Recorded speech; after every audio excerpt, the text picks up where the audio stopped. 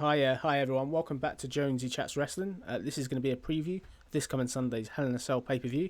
Thank you for checking out my channel, and thank you for all the recent subscribers.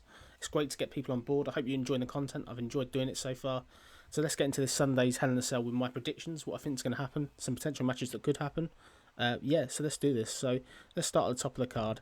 So the first match I've got on the card would be as follows. It's none other than the Universal Championship between Roman Reigns and Jey Uso. This is a Hell in a Cell I Quit match. A very interesting concept. So two gimmicks in one match. You've got the Hell in a Cell and the I Quit. I think this is an interesting feud. I think they've built it up pretty well. I think Jey Uso really doesn't have any right to be in this feud with Roman Reigns. I think although the storytelling is very, very good, and the way this has kind of come about, Roman Reigns offered Jey another shot following sort of him destroying him at the last event at Clash of Champions. This is obviously when Uso refused to acknowledge Roman as sort of the tribal chief leader. And then obviously Jey threw in the towel. This was interesting. I think the last match I had was fun. It was a demolishing, clearly, of Jey Uso. The fact they've gone for a rematch is interesting. And obviously Reigns basically wants to get Jey to basically quit in public. That's the big thing with this. I think in ring this is going to be fun. The fact we've got I quit's a different sort of stipulation. It's something different. And if we look, let's look at the kind of recent win-loss records of both competitors. So Roman Reigns has been on a bit of a tear since he's come back. Since he came back at SummerSlam back in August, he's been pretty unstoppable. He obviously won the belt back at Payback back at the end of August. He destroyed obviously Braun Strowman and Fiend in the triple threat match. He's also destroyed Jey Uso in their last meeting, totally whitewashed him, basically destroyed him, gave him no chance. And then obviously most recently on SmackDown, this past week's SmackDown, he absolutely destroyed Braun Strowman as well, which means he's going into this pretty untouchable, heavy favourite for the match. And the only time really kind of that he's looked sort of in any sort of danger, he hasn't actually at all. If we look back at when he's actually last lost the match, so Roman Reigns' last loss actually hasn't lost the match this year. He last lost the match in December last year at the TLC pay-per-view. Trivia question, who is it against for anybody that's watching? None other than King Corbin. So King Corbin beat Roman Reigns previously back in December. So you can tell he's been on this run since. And I think this is going to be a really good match. I think Roman's obviously got the real potential really to do big things in this match. I think it could really elevate him as a heel. Hopefully there'll be some sort of payoff to that. And then hopefully they'll sort of further on this storyline really. Because I think I'd like to see Roman sort of move on from this feud. And probably go on to something different after this match. Let's look at the competitor Jey Uso though. So Jey Uso obviously lost the match against Roman Reigns at the Clash of Champions. He has obviously got some sort of momentum back. He got a massive win over AJ Styles back at the beginning of August. He kind of hasn't really done too much since. But to go from a tag team wrestler into the singles push is a massive change for Jey Uso. I think it makes it really, really interesting. I think in ring this will be a spectacle. I don't know what will happen. Maybe we might get Jimmy Uso basically turning on Jey maybe to start this whole Roman Reigns stable a little bit. But it kind of depends on where they're going to go next with this, if that makes sense. Who they're going to have Roman challenge next, really, and where the kind of end goal is. Obviously, big rumours going around that Big E is destined for a push. I'm wondering whether this match will be done and then Big E and Roman will start maybe. We're now going to go on to the other world title match on the card. We've got the WWE Championship, Drew McIntyre versus Randy Orton. This is a Hell in a Cell. This is obviously the third time they've faced each other. Clearly, we had the match at SummerSlam. We had the ambulance match at Clash of Champions. And obviously, Drew's obviously whitewashing this at 2-0 so far, so he's obviously storming this. A couple of ways. Let's look at the history of this kind of this. So obviously, when we look at the whole way this is built up, so SummerSlam, Drew beat Randy Orton, which was a big shot to me. I thought Orton was going to win that. Orton obviously got a rematch for the title of Clash of Champions, and he obviously basically lost it when it came down to it again. Obviously for the help of Legends, he got his revenge on the Legends the following week, where he kind of dressed up in the janitor gear and stuff. And they've done a real sort of job of building these two up as a feud. I'm getting a bit tired of this feud, if I'm being honest. I think it's okay. I think it's filler. I think Randy, unfortunately, has lost himself a bit on this feud, and I think they need to move on to something different. I'm hoping this will be done this Sunday. I hope it'll be finished.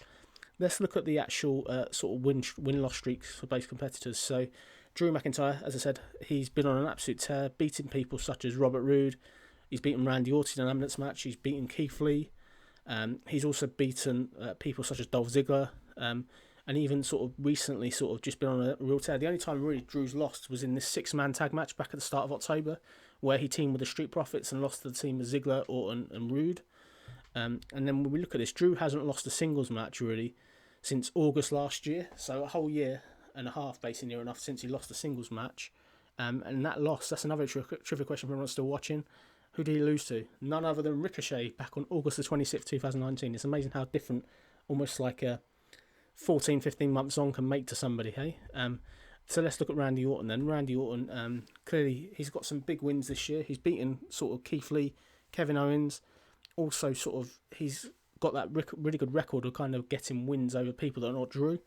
Obviously he's going into this. He got a pinfall victory over Drew in that tag match. So I think that's going to be a big, big statement.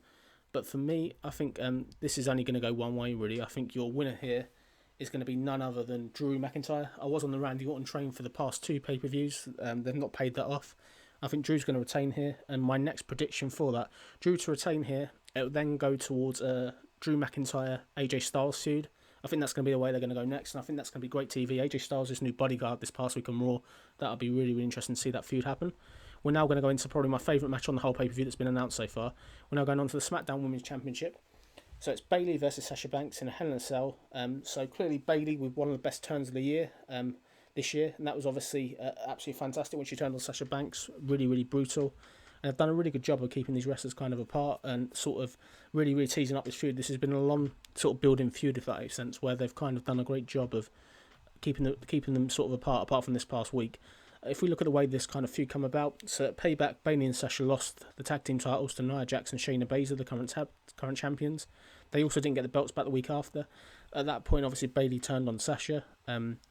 Bayley obviously has kind of been on a bit of a lucky run with the belt. She's had the belt for so long. If we look at kind of her run, so she's obviously lost quite a few matches, but she always retains it. But when she does sort of retain it, she gets really, really lucky. So she's beat Asuka this year as recent as August.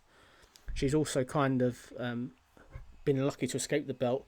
They obviously had this meeting this past week on kind of SmackDown, which I was surprised they let them attack each other. I thought that was kind of a filler.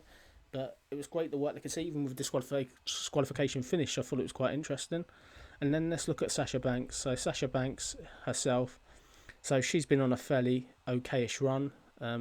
She has, what's she done? Let's get this up. Oh yeah, so Sasha Banks has basically not really won too much. When I look at it, she lost the tag matches repeatedly to the sort of whole Nia Jax Shayna Baszler combo.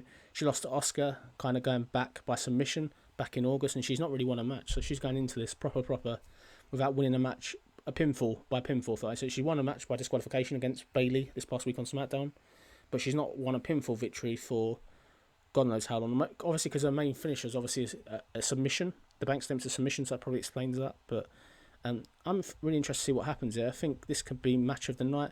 And for me, I'm going here. This is my first title change even. I think that Sasha has to kind of win this here. I think they need to pay off that feel-good moment. Sasha to win here. And I think we'll probably get a rematch going into the next event, basically. I think it will make sense to go into sort of Survivor Series, maybe. It depends if they're going to have women versus women champions. But I could see a rematch happening. I think this is just getting started, this feud, really. I like it's been going on for months. It's just proper getting started. We're then going into the fourth match that's been announced. We've got none other than Jeff Hardy versus Elias. So after Elias's mysterious return from injury, they brought up the whole whodunit angle again with who attacked basically Jeff Hardy, and it was basically who attacked Elias. Jeff Hardy got the blame as such, and we obviously had Elias randomly come in. Obviously Hardy was hit with a chair. They did this whole thing on Raw this past week where Hardy got some revenge, and this has just kind of been thrown together. When we look at it, Jeff Hardy, he's not been very lucky since he lost the Intercontinental title. So clearly he won the Intercontinental title back in, when did he win it? He won it back in August. So he won it off AJ Styles, massive win. And then he then beat Nakamura. He then kind of kept losing matches, kept somehow retaining it. Obviously he lost the Intercontinental title in the triple threat match, which was going back at Clash of Champions in a ladder. He also then lost to Sami Zayn the week after again. He got a tag win with Matt Riddle, a one-off cameo team randomly. And then obviously since then, he lost to AJ Styles and Seth Rollins in a triple threat. And he's just been destroyed by Lars Sullivan. So he's going into this match really, really not in a good place. He's been on a bit of a streak. Let's look at Elias. So Elias obviously hasn't had a match since WrestleMania. And he's only had one match kind of since he was back, if that makes sense. He's not even had a match since he's back. He's just been doing cameos. So Elias's last match was against King Corbin at WrestleMania, where he won, and that's kind of the last match it looks like he actually had. He also had a random match against King Corbin back in May, so he's not had a pay-per-view match for ages. This is a throwaway pay-per-view match. I'm not really looking forward to it. I think it's been thrown away a little or no build, and for me, I think you've got to go with Jeff Hardy, really. I think if Elias wins here, it's not going to do anything. I think Jeff Hardy has to win this here. He needs to get his momentum back. Jeff Hardy's been Intercontinental Champion as recent as August. It makes no sense to give Elias the win here. It doesn't do anything. This is just a throwaway. So obviously we've only got 4 matches on this pay-per-view so far, which is a very little number. It almost reminds me of the ECW December to Remember Christmas pay-per-view where they had literally little or no matches. So what else do we think we're going to happen? What other matches are we going to get? So an obvious one for me that they've been building for many months now would be a triple threat match between Dominic Mysterio, Seth Rollins and Murphy. So obviously Murphy and Rollins split, and that was seemingly obviously for good. So back on October the 5th at Raw, they seem to appear to be splitting up. Obviously because you've got the whole Elias and Mysterio thing going on in the background. I think obviously Mysterio is obviously apparently injured, so he'll be out of this. So it makes sense to do this triple threat match. Who do I think is going to win this? For me, I really want to see Seth Rollins win. This guy had so much potential, so much talent. He's really, really wasted in this feud. And this feud's been going on months and months. For me, I'd like this feud to be done. Then let's build on to Murphy's Dominic Mysterio. Let's just let them two have a feud. Let's get Seth onto something else up the card. So for me, if they do this triple threat match, it's going to be Seth Rollins that retains. We're then going to go on to another match I think that will happen. So this is another one that I think will be a rematch. It's going to be Kevin Owens versus Aleister Black, the 4th time, basically. So they've obviously had this match. This is all since Kevin Owens, basically, Aleister Black blamed Kevin Owens, obviously, for sort of causing him his eyesight and all this lot. I'm getting a bit bored of this, really. The thing is, you've obviously randomly had Kevin Owens basically get destroyed with The Fiend in the interim. So let's look at the build-up of this match and just look at sort of more, not so much a build-up, but let's look at the win-losses and just see sort of how we think this is going to go. So Kevin Owens obviously beat Aleister Black in the no disqualification match back on October 12th. He's beat him back in September 26th, September 14th. So he's won every single other match they've meeting. He's been destroyed by Randy Orton the 2 times they met in August. He also got destroyed by The Fiend back in October, which was a random throwaway match for nothing. There was no real purpose to it. And then let's look at sort of Aleister Black. So Aleister Black hasn't really done anything apart from face Kevin Owens and lose. For me, I think this is just a throwaway match. We've seen it before. It'll be good in ring. I hope this is done finally. Let's get this match done. Let's get Kevin Owens onto something else, maybe. Just sort of going into Survivor Series, I'd like to see him do something else. Maybe involved with the whole sort of Retribution feud or something like that. Let's get him on board. I think they really need to start building a babyface stable to oppose sort of Retribution and also the Hurt Business. I think they could do Kevin Owens with a few others and then make him some sort of stable really to oppose him. Because you want to get some sort of GAN element going into this coming Survivor Series. So I think your prediction here, Kevin Owens is going to get the 4th win on the trot here. I don't see Aleister Black winning. I might be wrong, but we'll see that. I also think we're going to get the SmackDown Tag Team titles. I think it's going to be Street Profits versus Dolph Ziggler and Bobby Roode. Obvious match. For me, Dolph Ziggler and Bobby Roode have been kind of thrown together. I just don't see the Street Profits dropping the belt sort of on their first pay-per-view, if that makes sense. Although they've had the Raw belt for ages, it's now SmackDown. I think they're going to retain this, although I'd like to see Dolph Ziggler and Bobby Roode win. But for me, the Street Profits are winning. I think the main thing I've noticed kind of from this pay-per-view so far is we've not got the United States champion, Bobby Lashley, doing anything. Asuka is not defending her title. We've got no Keith Lee, no Fiend, no Retribution, no Braun Strowman. What are they kind of doing with the build of this pay-per-view? It makes me really question. I know we've not had SmackDown yet, so maybe they're going to build some matches up. But that's it really. This has been Jonesy Chats Wrestling. This is my channel. I really appreciate you checking out the video. Please leave a thumbs up. Please share the video. Please also leave any comments. Really appreciate all the people checking it out. Obviously, I really want this channel to grow big, so any help you can give by sharing it and sort of liking it and giving comments and telling people about the video, I'd be really, really appreciative. And I really appreciate you sort of taking the time to check out the video. I hope you really enjoy the event, and we'll be back soon with another podcast. Enjoy your evening. Thank you.